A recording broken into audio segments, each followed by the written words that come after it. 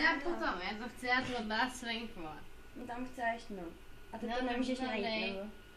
Mně to nejde, víš co, mě nefunguje, to je taková vesnice, víš co. To je teda fakt blbý být zvolen v tomhle, v téhle době, že jo. No, to nevím, 9 až 10 pik vlastně. že jo, to fakt nejde, víš. Prostě nemůžu, ty vole, jde to na mě. Jako nemůžeš natáčet mě, já jsem úplně normální. Ale dej liba svenk, ty to natáčíš sráči. To bylo zase video, neprdala. Hele, Nela, můžeš mi to vysvětlit teda znovu stopy, no? Tam máš pyramidu, vole. No. Já to nemůžu vysvětlit, že rozezvanej, vole. Na mě to vůbec nepůsobí, ne? Kacám teďka sračkama. Takže máš pyramidu, já si to teda vysvětlím, a jen protože jsem študent.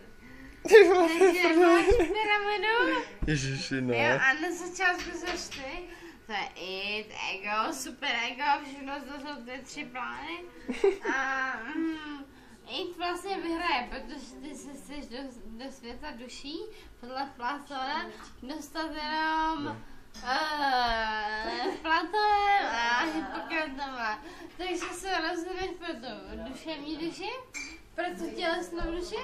Dostaneš se do světa duší, ale do světa obrazu, víš co, a potom myslím mi. Takže potom vlastně se dostaneš k Platónovi, protože jsem měl nejvíc pravdu, ale nemůžu mluvit.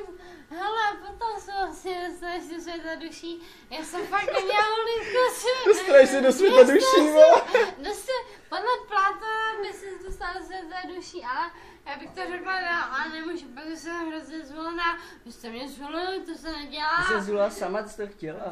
Já jsem to chtěla, ale Dala jsi z Ice, jo? neměli dovolit, vole, protože potom se hrozně píče. Hele, teď se tady budu do 12, víš co, já půjdu spát, to je nejlepší. A to nebudu kecat, tak sraček. La la